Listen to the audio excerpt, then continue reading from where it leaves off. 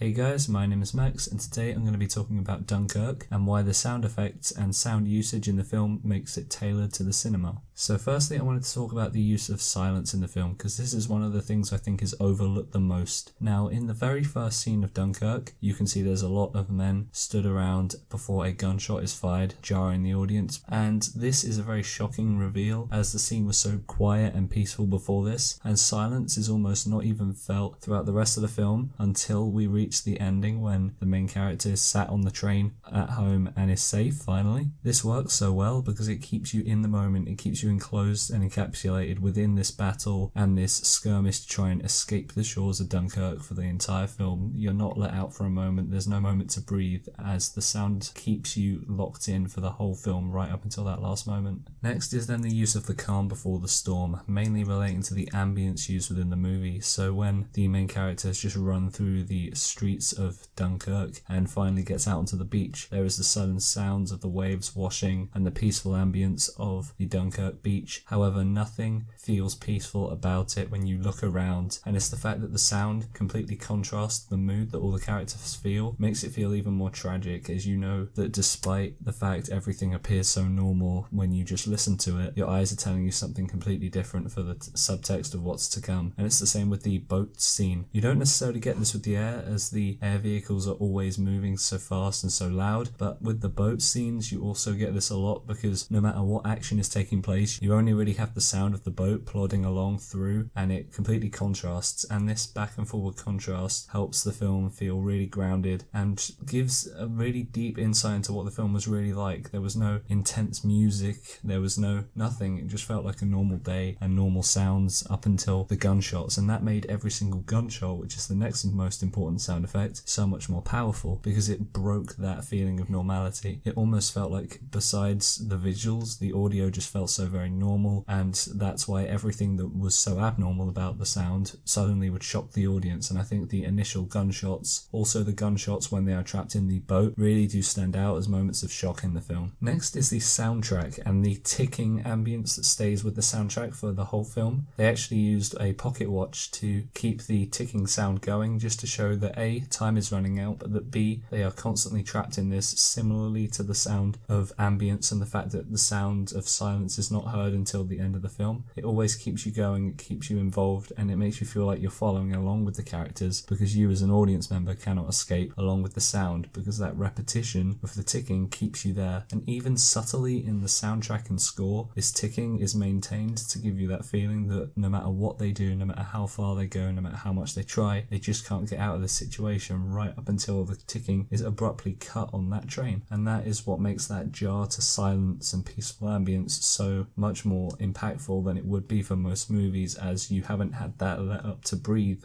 for pretty much the entire duration of the movie. And the next point is dialogue. Dialogue is very sparingly used in this movie, and this makes any line of dialogue spoken that much more interesting. And the film didn't actually need a lot of dialogue, and it was quite refreshing to see, really, as most things were told through visual storytelling, like the man walking into the water to gradually kill himself or to try and swim back to shore in the UK, which was never going to happen. You didn't need dialogue to talk about the situation or any corny lines, you just needed the characters to express it in their emotion, the fact they can barely even respond to what this man is doing and they just sort of sit through it. You also get that feeling when the dialogue is quite prominent in the scene where Harry Styles' character is arguing, because they haven't really spoken for most of the movie, and now suddenly when their lives are in threat they need to get those words out, and suddenly the words become so much more powerful, as you never know who's going to be forced into going out of the boat to check who's firing at them, and suddenly that silence turns into a very deep subtext of what the British war was like for Brits and French people, and it gave a lot of context. Also the line when the pilot gets back and the British soldier or civilian, I can't remember quite who, but someone asks him, "Where were you?" Now he was